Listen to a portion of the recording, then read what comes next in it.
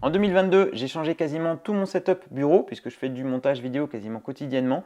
Je voulais gagner du temps, enfin éviter d'en perdre en tout cas, donc j'ai changé d'ordinateur, de caméra et pas mal d'accessoires et c'est ce que je partage aujourd'hui avec vous. Alors la première chose, c'est l'ordinateur, c'est là où je passe le plus de temps. Jusqu'à maintenant, j'utilisais des ordinateurs type gaming, comme les Asus, les séries ROG. J'en étais plutôt satisfait, j'en ai eu 3 ou 4 je crois, changé tous les 3-4 ans. Maintenant, j'en ai un qui est vraiment très satisfaisant, que je recommanderais, c'est la marque MSI. Donc je pars toujours sur des séries gaming, mais c'est très adapté pour du montage vidéo, avec une bonne carte graphique et une mémoire suffisante. Donc là, sur celui-ci, j'ai un processeur i7 avec 32 Go de RAM et c'est celui que je garde lorsque je suis en situation mobile, en déplacement. C'est encore sur celui-ci que j'arrive donc à faire du montage vidéo 4K sans problème. Alors la seule petite chose que je regrette sur ces ordinateurs gaming, c'est le fait qu'on a la puissance pleine pour faire du montage vidéo que lorsque l'ordinateur est branché sur le secteur. Et ça, c'est vraiment pénalisant, je trouve, parce qu'on vous vend des ordinateurs ultra rapides, sauf que lorsque vous êtes sur batterie, ils s'économisent et du coup, vous n'avez pas les performances maximum. Donc pour faire du montage vidéo, il faut tout le temps le brancher sur le secteur et c'est pour ça que je me promène tout le temps avec mes petites stations de charge pour pouvoir travailler de manière la plus rapide et la plus fluide possible. Maintenant, pour un usage quotidien et des performances encore plus rapides, et bien du coup cette année, je suis passé donc d'un PC portable à un Mac Studio, donc un ordinateur fixe avec un écran Dell. J'en suis super content. Franchement, si vous avez les moyens et si vous n'êtes pas réticent à l'univers Apple, personnellement, moi ça fait des années que je suis sous Windows, donc c'est vraiment un changement assez radical, mais en fait, il y a très peu de différence. Et je dirais que maintenant, c'est vrai que je préfère l'univers Mac. C'est un petit peu plus fermé, c'est sûr, mais j'ai l'impression que c'est un petit peu plus stable dans le temps au niveau des logiciels. Sur les PC, on peut avoir des problèmes de driver, de compatibilité. Et c'est vrai qu'il faut bidouiller assez souvent.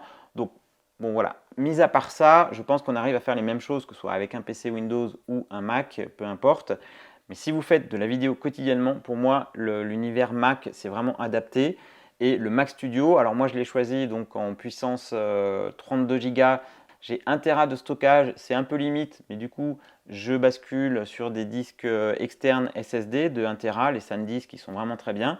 Ça me permet d'avoir toutes mes sources sur un disque externe et si je change de machine, eh bien de ne pas être limité justement par du stockage interne. Je préfère avoir du stockage externe que je peux transférer sur différentes machines. Alors si je devais vous conseiller un ordinateur pour faire du montage vidéo 4K en 2023, pour un budget jusqu'à 1500 € par exemple, je partirais sur un PC MSI, sur les séries gaming. Là, je trouve que le rapport qualité-prix-performance est très satisfaisant. Si vous avez un petit peu plus de budget, pourquoi pas partir sur un Mac, que ce soit un MacBook Air ou un iMac ou un MacBook Pro si vous avez le budget. Personnellement, je ne suis pas parti sur un MacBook Pro parce que je trouve l'écran trop petit. Sur mon PC portable Windows, je suis en 17 pouces. Alors j'aurais pu choisir la solution MacBook Pro plus écran externe, mais là le budget était quand même beaucoup plus élevé. Donc pour les mêmes performances, voire un petit peu plus performant, j'ai quelque chose qui me coûte moins cher qu'un MacBook Pro. Et voilà, j'ai le confort d'un écran 24 pouces qui me satisfait grandement. Alors pour moi, la transition PC Windows vers Mac iOS, franchement, je la valide à 100%, que ce soit au niveau du traitement de l'image lors du montage ou au niveau de l'export. C'est un gain de productivité pour moi et ça me fait gagner énormément de temps. Donc je la valide. Alors même si ça coûte un petit peu plus cher, hein, c'est sûr, le Mac Studio comparé à un PC gaming comme ça. Mais franchement, pour moi, l'investissement, si vous faites de la vidéo régulièrement, c'est vraiment un gain de temps et un confort de travail. Alors pour le montage vidéo, j'utilise Premiere Pro, mais je suis en train de basculer sur DaVinci. En 2022, j'ai essayé de basculer complètement sur DaVinci, mais il y a des choses qui me manquaient, des plugins que j'avais achetés sur Premiere Pro et qui me manquaient. Et donc, je n'arrive pas encore à faire 100% des choses que j'utilise sur Premiere Pro. Mais en termes de montage, fluidité, une fois qu'on a bien compris DaVinci, pour moi, je trouve qu'on arrive à faire les mêmes choses. On gagne du temps, je trouve, lors de l'export. DaVinci exporte plus rapidement que Premiere Pro, en tout cas pour moi, pour mes montages que j'ai et les différents plugins que j'utilise. Je gagne du temps lorsque j'utilise DaVinci. Maintenant, encore une fois, il y a des choses que je ne retrouve pas donc sur DaVinci et c'est pour ça que j'ai du mal à basculer. Mais c'est vrai que j'aimerais bien basculer complètement sur DaVinci en 2023 parce que déjà, il y a une question de coût. puisque la licence c'est un peu plus de 300 euros, mais c'est une fois et on achète le logiciel et on peut l'utiliser à vie, alors que sur Premiere Pro c'est plus de 300 euros par an et donc tous les ans bah, forcément ça coûte beaucoup plus cher. Alors l'avantage de la suite Adobe, c'est qu'on peut utiliser les autres logiciels comme Photoshop, After Effects, etc. Donc ça, c'est sûr qu'on a des liens dynamiques et ça se fait de manière très naturelle. Alors que sur DaVinci, si on veut faire des effets spéciaux, il faut maîtriser Fusion. Donc ça demande un petit peu plus de travail et ce sera peut-être un petit peu moins souple. Mais en 2023, j'espère quand même pouvoir basculer sur DaVinci parce qu'on a quand même une fluidité dans le process de montage. On a l'étalonnage aussi qui est un petit peu plus poussé que sur Premiere Pro et je trouve aussi qu'on a un gain en temps d'export. Donc pour moi, le but, c'est vraiment de gagner en productivité et en temps de montage et d'export. J'espère pouvoir basculer en 2023 complètement à 100% sur DaVinci Resolve. Et donc, si je devais vous conseiller un logiciel de montage, si vous souhaitez vous investir dans le montage vidéo et que c'est un petit peu plus que du loisir et vous souhaitez pouvoir avoir toutes les fonctionnalités, je vous conseillerais eh bien, l'un des deux, que ce soit Premiere Pro ou DaVinci. Je ne connais pas Final Cut, je ne l'utilise pas, mais je pense quand même que les deux logiciels que je recommanderais, c'est soit Premiere Pro, soit DaVinci, en sachant que Premiere Pro va être plus cher. D'autant plus que si vous partez directement sur DaVinci Resolve, vous avez la version gratuite qui vous permet de faire vos montages vidéo. Il y aura juste des fonctionnalités que vous n'aurez pas forcément comparées à la version payante. Mais pour débuter, ou même plus que ça, DaVinci, même dans sa version standard, gratuite, est quand même très performant.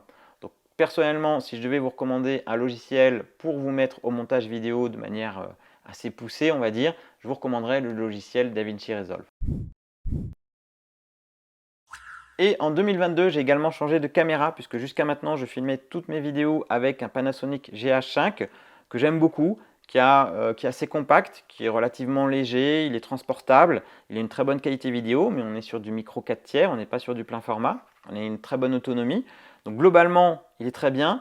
Les inconvénients, c'est en basse lumière, il n'a pas une plage des ISO qui est très performante, donc dès qu'on avait un petit peu de lumière, la qualité d'image se dégradait un petit peu, c'est normal, c'est un micro 4 tiers. Mais surtout, c'est son autofocus qui est pour moi est catastrophique et à tel point que je l'utilisais jamais, j'étais tout le temps en mode manuel. Sauf que quand je me filme tout seul, eh ben, c'est pas du tout pratique. Je suis obligé de vraiment pré-régler donc, le focus avec la caméra pas trop loin. Si je bouge, eh bien, je suis hors focus. Ça m'est arrivé de louper des vidéos, de devoir les retourner parce que le focus était mal fait. Donc j'ai essayé un différent réglage en mode automatique et c'est vrai que les Panasonic sont quand même pas réputés pour leur autofocus. Donc c'est pour ça que je suis passé sur le Sony A7 IV et que j'adore. Franchement, en termes de qualité d'image, alors on est sur un plein format, hein, donc on a un plus gros capteur, donc plus de lumière. Donc en basse lumière, franchement, il est vraiment très performant. On peut monter les ISO sans que l'image se dégrade et ça aussi, c'est très pratique. Alors il est un petit peu plus grand, un petit peu plus volumineux, il coûte aussi plus cher, mais en termes de qualité d'image et surtout avec son focus, que ce soit en mode automatique, il détecte automatiquement donc l'œil et donc je peux me déplacer, il détecte les sujets qui bougent, qui se déplacent. Enfin, c'est simple, avec cet appareil, j'ai 99% de réussite de prise de vue en termes de focus. C'est vraiment quelque chose d'assez impressionnant, l'efficacité de l'autofocus sur ce Sony A7 IV. Et l'avantage aussi, c'est qu'il prend de très belles photos et je voulais un appareil qui me permette de faire un petit peu les deux, vidéo et photo. Je ne suis pas parti sur la 7S III parce qu'il était plus cher et vraiment il m'apportait pas grand chose de plus à part la 4K en 120 images par seconde. Sur la 7 IV, on n'a que donc de la 4K à 50 ou 60 images par seconde. Je dirais que son plus gros inconvénient, c'est la stabilisation et le crop. Sur le GH5, on avait une très bonne stabilisation. Sur la 7 IV, je la trouve un petit peu moins bonne, mais surtout lorsqu'on filme en 4K à 60 ou 50 images par seconde sur la 7 IV et qu'on active la stabilisation, on va avoir un crop. Donc du coup, on a l'image qui est un petit peu plus serrée, il va falloir prendre plus de recul. C'est aussi pour ça que j'ai acheté en 2022 un objectif grand angle pour cette A7 IV et pouvoir faire du vlog en face caméra. Mais sinon, j'en suis très satisfait. Alors certes, c'est un budget, mais si vous vous lancez dans la vidéo, personnellement, si c'était à refaire, très sincèrement, j'aurais préféré investir directement dans un Sony A7 IV ou même un A7 III, voilà, si vous avez un budget un petit peu plus serré. Là encore, c'est pour m'éviter de perdre du temps ou d'en gagner, notamment donc, avec son focus qui est quasiment irréprochable et sa qualité d'image en basse lumière. Pour moi, c'est vraiment un très bon investissement. Donc si vous vous lancez dans la vidéo de manière semi-professionnelle ou professionnelle, je vous recommande vraiment les appareils Sony. Les objectifs sont peut-être un petit peu plus chers parce que c'est du plein format, Mais c'est vrai que franchement, c'est quelque chose dont je suis super satisfait. Et si vous regardez bien, la majorité des vidéastes utilisent des caméras Sony et je pense que c'est pas pour rien. J'ai également changé de micro puisque jusqu'à maintenant j'utilisais les Rode Wireless Go. Alors c'est la première version, ce ne sont pas les deux. Mais si c'était à refaire, je repartirais bien sûr sur mon nouveau micro DJI. C'est vraiment très pratique d'usage. On a l'avantage d'avoir cette donc station de charge et donc deux micros plus le micro qui est sur l'appareil. Il est compatible donc avec les appareils en USB-C ou avec un port Lightning, donc on peut les fixer sur un smartphone, que ce soit iPhone ou Android, et ça c'est vraiment très pratique. Sur certaines caméras d'action comme les Osmo Action par exemple de DJI, on peut également fixer ce micro-là. On a deux micros si on veut faire une interview. Il y a une version en 2023 qui va sortir avec juste donc, le récepteur et un transmetteur qui va être moins cher. Cette station charge, elle me permet de jamais me soucier au niveau de l'autonomie, puisque dès que je le remets dans la boîte, il se recharge automatiquement, que ce soit les transmetteurs ou le récepteur. Que ce soit en extérieur ou en intérieur, on est très bonne portée, on peut se promener avec le micro sans être relié à un fil, donc comme les Rode, sauf que on a pas mal d'avantages au niveau de la recharge, au niveau de l'autonomie, au niveau de la qualité du son, au niveau de la réduction du vent aussi, je trouve que c'est plus efficace. On a également une mémoire interne dans chaque micro qui nous permet de sauvegarder donc une double piste. On a la piste qui s'enregistre donc sur la caméra, mais on a également donc une mémoire interne sur chaque micro qui permet donc de sauvegarder une piste, et ça aussi c'est quelque chose de très sécurisant lorsque vous faites de la vidéo professionnelle. Alors quand je suis en intérieur dans mon bureau, je mets le micro cravate parce que je trouve que le son est un petit peu plus atténué, ça résonne un petit peu, mais je pourrais très bien l'utiliser dans la majorité des cas en version simple, juste avec l'aimant par exemple, hop, le positionner ici. En extérieur, avec la bonnette, on peut l'utiliser directement comme ça. C'est vraiment quelque chose de très pratique. Je le recommande à 110%. Si vous faites de la vidéo, encore une fois, de manière assez intensive ou professionnelle, c'est vraiment quelque chose qui va vous faire gagner du temps en rapidité, en sécurité, puisqu'on a les deux pistes sécurisées. Et franchement, depuis que je l'utilise, j'ai une fois peut-être j'ai oublié d'allumer le récepteur sur la caméra principale, mais voilà, sinon j'ai jamais loupé une prise de son. Et donc c'est vraiment des micros que je recommanderais à 110%, le kit micro DJI, que ce soit dans ses versions avec les doubles micros ou alors dans ses versions un petit peu moins chères, juste le récepteur et le transmetteur. Eh bien c'est une qualité de son quand même qui est quasiment irréprochable. Alors ensuite, vous êtes nombreux aussi à me demander quel téléphone j'utilise. Eh bien, c'est un vieux OnePlus 7 Pro que je recommanderais encore, hein. Cette marque-là, personnellement, je la trouve très fiable. Alors, ça fait des années que je suis sous Android, donc pour moi, ça ne me gêne pas du tout. J'ai eu des Samsung, j'ai eu des Xiaomi, j'ai eu différentes marques de téléphones, mais c'est vrai que le OnePlus 7 Pro est quelque chose de très stable, très fiable. C'est un peu comme les Google Pixel. Je trouve que ce sont des appareils qui sont dans le temps, qui évoluent bien. Contrairement au Samsung où j'ai eu pas mal de bugs, et on le sait aussi, il y a différentes séries de Samsung, les S21, S22 Ultra, qui ont eu beaucoup de problèmes avec les applications DJI.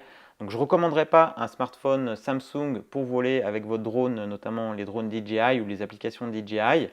Maintenant, OnePlus, je le recommande et je ne sais pas encore trop, je vais changer je pense en 2023. Je pourrais très bien reprendre le dernier modèle OnePlus, mais peut-être que je vais basculer sur iOS pour avoir tout l'environnement Mac iOS et pour pouvoir transférer notamment un peu plus facilement mes fichiers. Donc peut-être que je vais basculer sur l'iPhone qui est une référence, le dernier iPhone, je pense que je vais attendre le 15 peut-être. Et parce qu'au niveau de l'application DJI Fly, c'est vrai que iOS, au moins, ça ne pose pas de problème. Alors que sur Android, en fonction des versions Android que vous avez, des versions fabricants, des surcouches opérateurs, ça peut poser problème. Donc en 2023, si vous cherchez un smartphone pour utiliser avec vos appareils DJI, si vous n'avez pas de radiocommande avec écran intégré, eh bien, je vous recommanderais un iOS, peu importe le modèle, hein, même des modèles plus anciens, les iPhones, que ce soit les 10, les 11, les 12, ça marche encore très bien. Mais c'est vrai que je pense que c'est un petit peu plus stable et fiable qu'Android. Il y a tellement de versions Android et de versions fabricants que ça peut poser des problèmes de compatibilité. Donc c'est pour ça que je partirai plutôt sur la version iOS pour utiliser les applications DJI Fly. Alors voilà pour 2023, ce qui m'a permis de gagner du temps donc dans mon process de captation, donc de prise de vue, de montage vidéo et d'export. Et un autre facteur aussi, alors là, malheureusement, tout le monde ne peut pas y accéder encore, mais c'est l'arrivée de la fibre chez moi qui a permis de révolutionner complètement mon process au niveau de l'upload, donc pour mes vidéos sur YouTube. Mais même si vous travaillez avec d'autres personnes, si vous travaillez la vidéo, vous pouvez vous envoyer des fichiers, et ça aussi c'est un gain de temps. Si vous êtes professionnel de la vidéo, c'est sûr que lorsque vous avez la fibre, c'est franchement le jour et la nuit. Et ça, pour moi, ça a changé quand même beaucoup de choses. Jusqu'à maintenant, je uploadais toutes mes vidéos avec ma connexion 4G parce que c'était ce qu'il y avait de mieux. Du coup, je peux uploader en 4K et ça me prend moins de temps. Et donc, j'essaye aussi de compresser moins mes fichiers pour avoir une meilleure qualité. Donc, si vous faites de la vidéo, c'est sûr que d'avoir la fibre, ça change la vie. Et maintenant, pour ceux qui l'auraient remarqué, j'ai également changé de fauteuil. Alors, je passe énormément de temps à mon bureau. Forcément, lorsqu'on fait du montage ou qu'on travaille sur un ordinateur, eh bien, c'est sûr qu'être assis tout le temps sur le même fauteuil, c'est assez important. Et alors, jusqu'à maintenant, j'avais un fauteuil basique, qui était un fauteuil de bureau, qui était relativement confortable, mais qui s'est usé très vite au niveau de l'assise. Et j'hésitais entre un fauteuil gaming ou un fauteuil ergonomique. Je suis parti sur le fauteuil ergonomique pour essayer d'avoir une position la plus saine possible. Donc c'est sûr que c'est une position assez droite. Le confort est assez ferme.